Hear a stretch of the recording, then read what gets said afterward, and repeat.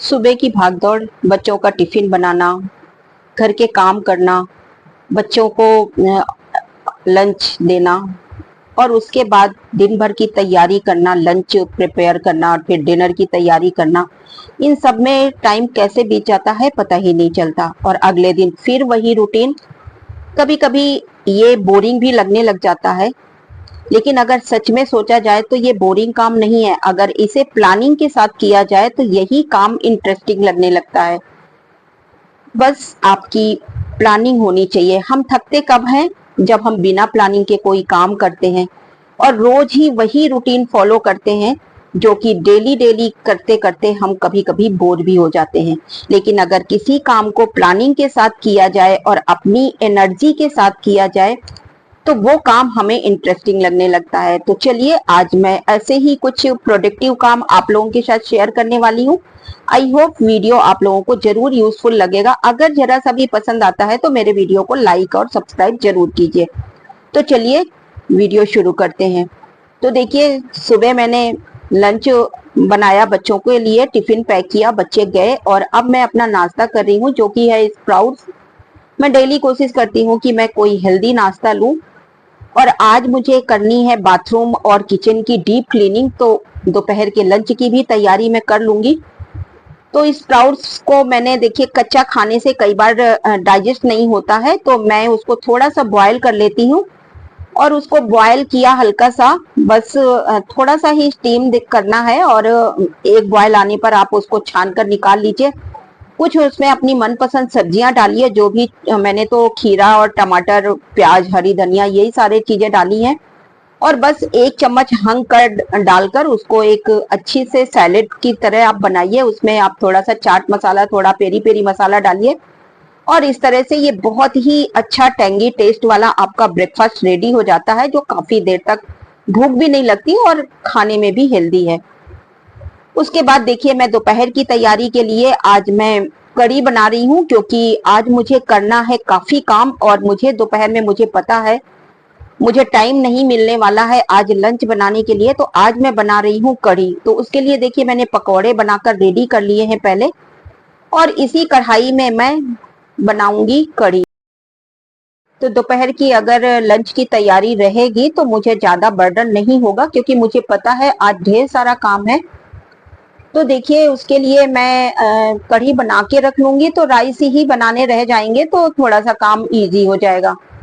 तो देखिए, सारी चीजों को मैंने तैयारी पहले से कर ली है। अगर एक साथ चीजें रहती हैं तो बार बार हमें निकालना नहीं पड़ता है, जाना नहीं पड़ता, या तो उसी टाइम मैंने सारी प्रिपरेशन कर ली है। देखिए, इस तरह से मैंने कढ़ी के लिए बेसन घोल के रख दिया है और दही को भी मैंने मिक्स करके रखा हुआ है। और इधर देखिए, मसाला रेडी कर रही हूँ। तो उसके लिए मैं 1 चम्मच हल्दी पाउडर, 1 चम्मच धनिया पाउडर, 1 चम्मच इसमें लाल मिर्च है, थोड़ी सी आप कश्मीरी मिर्च भी डाल दीजिए, इसमें कलर अच्छा आता है उससे। और 1 चम्मच मैंने इसमें गरम मसाला डाला है। ये तैयार करके मैंने अलग रख दिया है। और जो खड़े मसाले डालेंगे उसके लिए देखिए, 1 चम्मच जीरा है, 1 चम्मच मैंने मेथी दाना डाला है, 3-4 इसमें लाल मिर्च है और थोड़ी सी इसमें हींग है। करी पत्ता है तो आप वो भी डाल सकते हैं, उसका भी टेस्ट अच्छा आता है। और इधर देखिए, पकोड़े हो गए हैं तो वो सारे निकाल लिए हैं। उसी ऑयल में मैंने ये मसाले डाल दिए। अब जब मेथी थोड़ा सा ब्राउन हो जाएगी, उसके बाद मैं इसमें जो मैंने मसाला तैयार किया है, हल्दी, धनिया, नमक, मिर्च, वो सारी चीजें डाल देंगे इसमें। और मसाला डालने के बाद देखिए, मैं इधर बेसन भी घोल के रख दिया है पहले से। और जब मसाला डालेंगे उसमें देखिए, तो पानी डाल देंगे थोड़ा सा, ताकि मसाला जलने ना पाए और अच्छे से भून जाए। मसाला किसी भी चीज में, कोई भी चीज अगर हम बनाते हैं तो जितनी अच्छी तरह से हम भूनते हैं, टेस्ट चीज का उतना ही बढ़कर आता है। तो देखिए, इस तरह से मैंने मसाला जब तक भूना, जब तक कि ऑयल रिलीज नहीं होने लगा, इस तरह से। ये देखिए, अच्छे से अब मसाला भून गया है। अगर मैं पानी नहीं डालती तो मसाले जल जाते।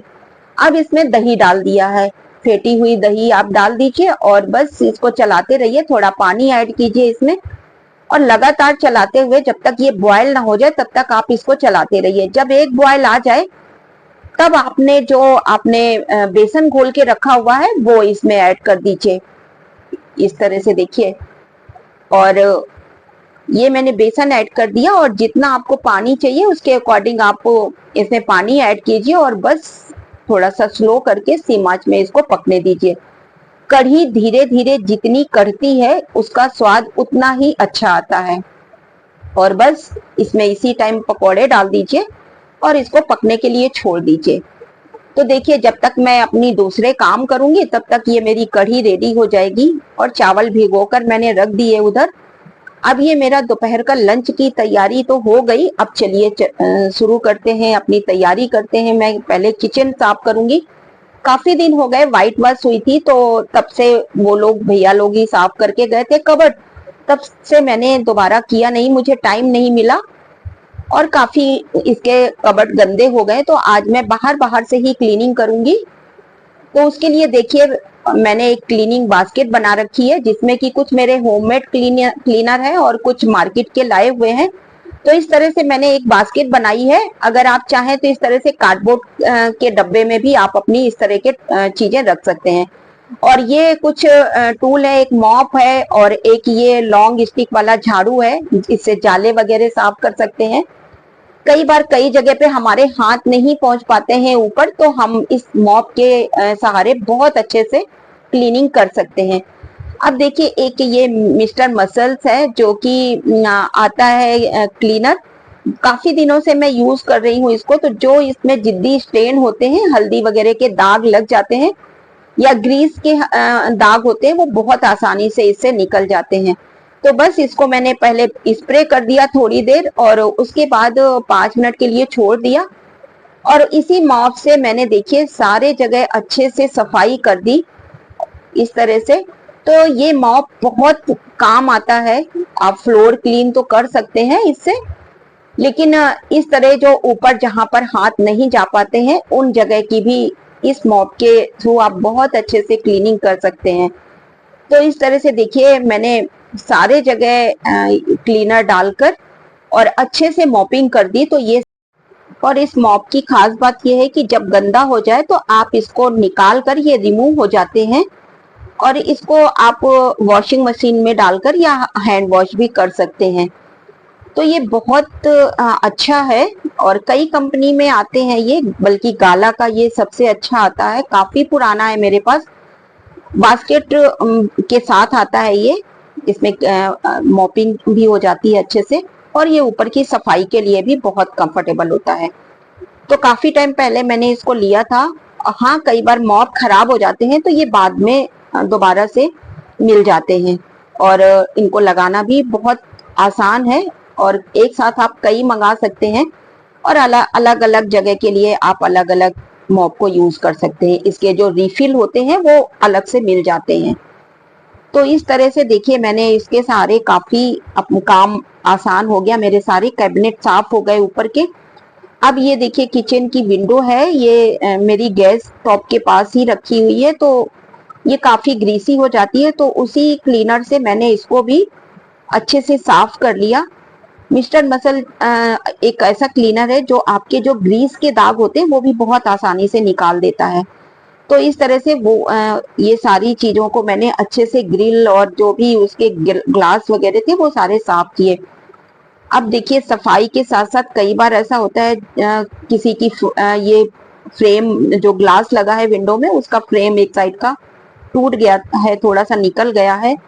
तो इसी टाइम मैं उसकी भी रिपेयरिंग कर दूंगी। तो देखिए छोटे मोटे काम इस तरह से हमें करने आने चाहिए ताकि हर काम के लिए बाहर से हम क्यों बुलाएं और उसी टाइम हम कर दें, क्योंकि इससे पहले कि वो पूरी ही फट्टी निकल जाए तो मैं उसको भी इसमें फिक्स कर दूंगी। तो देखिए सफाई से एक ये भी चीज का पता चला कि चलो वो फट्टी निकली है तो मैं उसको भी इसी टाइम कर दूंगी, नहीं तो मुझे पता ही नहीं चलता कि हाँ इसकी रिपेयरिंग करनी है। तो इस तरह से देखिए आप कभी भी, जरूरी नहीं है जब भी आपको टाइम मिले या जब भी आपका मन करता है, होता है कभी कभी हमारी एनर्जी बहुत हाई होती है और कभी कभी हमें बिल्कुल काम करने का मन नहीं करता। जब भी आपको ऐसा लगे कि नहीं आप आज अच्छे से एनर्जेटिक फील कर रहे हैं तो बस इस तरह के कोई काम उठा लीजिए जिसे करने में आपको ज्यादा मेहनत की जरूरत है या ज्यादा टाइम की जरूरत है। तो उस टाइम पे अगर ये काम आप करेंगे तो आपको वो काम बर्डन नहीं लगेगा और बहुत इजीली और बहुत आसानी से खुशी खुशी आप वो काम कर लेंगे। तो देखिए, अब वो जो मुझे जोड़ना है उस फट्टी को, तो उसके लिए ये देखिए मैंने जितनी भी मेरी इस तरह के काम आने वाली चीजें हैं, जैसे नेल्स हैं या और भी स्क्रू हैं, इस तरह के मैं डब्बे में, एक रसगुल्ले का ये डब्बा है उसमें मैं रखती हूँ ताकि मुझे एक ही जगह पे मिल जाए। और इस तरह से देखिए मैंने एक कील निकालकर और इसमें मैंने लगा दिया तो वो ठीक हो गई, नहीं तो ये धीरे धीरे पूरी फट्टी निकल जाती। तो इस तरह से मैंने छोटी मोटी रिपेयरिंग भी कर लिया अपनी, और इस तरह से हुआ मेरा काम खत्म किचन का। तो अब ये जाली वाले दरवाजे वगैरह भी मैंने सोचा साथ में, इन्हें भी काफी दिन हो गए तो ये भी साथ साथ हो गए क्लीन। और अब चलते हैं बाथरूम की तरफ। तो आज मैं, एक बच्चों का बाथरूम है, वैसे तो वो डेली मॉपिंग कर लेते हैं बट वो इतने अच्छे से डीप क्लीन नहीं कर पाते हैं। तो मैं जब भी मुझे टाइम मिलता है, मैंने कोई रूटीन नहीं बनाया हुआ है, लेकिन जब मुझे लगता है कि हाँ आज मुझे करना चाहिए या मैं आज एनर्जेटिक फील कर रही हूँ, तो मैं इस तरह के काम उठा लेती हूँ। तो देखिए इस तरह से आज मैं बच्चों का बाथरूम भी साफ कर रही हूँ। तो इसके लिए भी मैंने एक क्लीनिंग बास्केट बनाई हुई है। इसमें देखिए कुछ हार्पिक है, कुछ रॉफ है, कुछ डिटर्जेंट है इस तरह से, और ग्लव्स हैं। इनको मैंने सारा निकाल लिया है। और अब देखिए इस तरह से मैंने जहां जहां ज्यादा गंदा था वहां मैंने हार्पिक को स्प्रे कर डाल दिया है। और इसी क्लीनर से देखिए मैंने जो टाइल्स नीचे नीचे की होती हैं, क्या ऊपर तो इतनी गंदी नहीं होती हैं, लेकिन नीचे जब हम यूज करते हैं बाथरूम तो नीचे पानी जाते हैं तो पानी के स्टेन भी लग जाते हैं। साबुन भी जब बच्चे लगाते हैं तो उसकी भी छींटे जाती है तो काफी गंदी हो जाती हैं वॉल्स। तो बस नीचे नीचे मैंने वो स्प्रे किया है। और जितने भी मेरे टैप थे या जो इस तरह की, देखिए ये वॉश बेसिन है, उनमें मैंने सारी ये अपने क्लीनर डालकर वो अच्छे से उनको क्लीन किया। ये एक देखिए WD-40 है, ये जंग जहां पे लगे हुए हैं, ये जैसे नॉब में, फ्लश नॉब में थोड़ा सा रस्ट लग गया है, तो यहाँ पर मैंने WD-40 डालकर अच्छे से ये क्लीन कर देता है। तो इसको मैं अच्छे से रब कर दूंगी तो ये अच्छे से साफ हो जाएगा। तो इस तरह से मैंने ये सारी चीजें साफ की। और नीचे मैंने हार्पिक डालकर जहां जहां ज्यादा गंदी टाइल्स हैं वहां पर मैं रोफ, जहां ज्यादा गंदी है वहां मैंने हार्पिक डाला है, बाकी मैं रोफ से साफ कर लूंगी। तो इस तरह से देखिए, और ये मैं कम ही, जो टाइल्स क्लीनर है वो ज्यादा यूज नहीं करना चाहिए, मैं कम इनका यूज करती हूँ, कभी महीने 2 महीने में ही, नहीं तो जो वीकली मैं अगर सफाई करती हूँ तो मैं जो अपना डिटर्जेंट है उसी को घोल लेती हूँ पानी में और उसी के से मैं साफ करती हूँ, क्योंकि ये हार्ड क्लीनर होते हैं और इनसे टाइल्स रफ हो जाती है, फिर ज्यादा गंदी जल्दी होने लगती हैं। तो कोशिश कीजिए आप इस तरह की चीजें कम ही यूज करें तो आपके टाइल्स ज्यादा दिन तक खराब, आपकी टाइल्स जल्दी खराब नहीं होंगी, क्योंकि ये हार्ड क्लीनर होते हैं, इनसे टाइल्स जल्दी खराब हो जाती है। तो मैं जो वीकली होती है मैं अपने सर्फ को ही पानी में घोलकर उसी से क्लीन कर लेती हूँ। तो ये कभी कभार मैं इस तरह के क्लीनर यूज करती हूँ। तो इस तरह से देखिए आज मैंने बाथरूम की डीप क्लीनिंग कर लिया। और जो टैप होते हैं उनको मैंने साफ करने के लिए ये एक लोकल मार्केट से मैंने एक क्लीनर परचेज किया था, बहुत अच्छा है ये। ऑनलाइन नहीं, मैंने अपने लोकल मार्केट से, एक पास ही की शॉप है हार्डवेयर की, वहां आराम से गया था ये। और इससे बहुत अच्छे, जो इसमें पानी के दाग होते हैं टैप में लग जाते हैं तो बहुत अच्छे से ये क्लीन कर देता है। और इससे भी टैप में लगे हुए जो जंग के निशान होते हैं वो भी निकल जाते हैं। तो इस तरह से देखिए मैंने इसको स्प्रे कर दिया और थोड़ी देर के लिए मैं इसे छोड़ दूंगी। और बस किसी कपड़े से आप या किसी स्क्रबर से आप रब कीजिए और पानी से वॉश करके किसी सूखे कपड़े से आप लास्ट में इसे पोंछ दीजिए। तो बहुत अच्छे से जो ये दाग धब्बे होते हैं टैप के, वो आसानी से निकल जाते हैं। तो इस तरह के देखिए क्लीनर हमें रखने चाहिए पास में, जो कि ये छोटे मोटे काम हमारे बहुत आसान कर देते हैं। होममेड क्लीनर से इतने अच्छे से साफ नहीं हो पाते हैं, वैसे तो कोशिश करते हैं हम होममेड क्लीनर का ही यूज करें, लेकिन जब काफी टाइम हो जाते हैं तो इस तरह के क्लीनर की भी जरूरत पड़ती है, नहीं तो ये हमारी चीजें बहुत अच्छे से क्लीन नहीं रह पाती हैं ज्यादा दिनों तक। होममेड क्लीनर हल्के फुल्के स्टेन है उन्हें तो साफ कर देगा, लेकिन जो ज्यादा गंदे जो रस्ट के दाग होते हैं या जंग लग जाते हैं, उनको वो होममेड क्लीनर नहीं साफ कर पाता है। तो उस टाइम पे हमें इस तरह के क्लीनर की जरूरत पड़ती है। तो इस तरह से देखिए मैंने डालकर अच्छे से रब कर दिया और उसके बाद मैंने पानी से धोकर सूखे कपड़े से पोंछ दिया। तो ये काफी हद तक अच्छे से साफ हो गए। अब ये काफी टाइम के बाद मैंने इस बाथरूम को साफ किया, तो अब पूरी तरह से साफ हो गया। और लास्ट में मैं इसके फ्लोर को मैं एक साफ कपड़े से पोंछ वाइपर से साफ कर दूंगी और लास्ट में मैं सूखे कपड़े से इसको पोंछ दूंगी तो पूरा ड्राई हो जाएगा। और उसके बाद ये देखिए फिनाइल की गोलियां हैं, इनको मैं ड्रेन पाइप की जगह पे और वॉश बेसिन पे डाल दूंगी, जिससे कि जो छोटे मोटे मच्छर हैं या कीड़े मकोड़े हैं वो नहीं आएंगे, और ये जो फिनाइल की गोलियों की जो खुशबू है वो भी आती रहेगी, और जो छोटे मोटे कीड़े मकोड़े हैं वो भी नहीं आएंगे। तो इस तरह से आज मेरा हुआ काम ये सारा कंप्लीट। आई होप वीडियो आपको यूजफुल लग। इसमें से अगर कुछ भी पसंद आया हो तो प्लीज मेरे चैनल को लाइक कीजिए, सब्सक्राइब कीजिए और हाँ, फैमिली और फ्रेंड्स में शेयर भी कीजिए। और अगर कुछ कमियां है या कुछ सजेशन है तो मुझे कमेंट करके जरूर बताइए। मिलते हैं फिर किसी ऐसे ही वीडियो के साथ। तब तक के लिए okay friends and bye bye. ये रहा मेरा final look. I hope video आप लोगों को जरूर पसंद आया होगा। ऐसे ही टिप्स एंड ट्रिक के साथ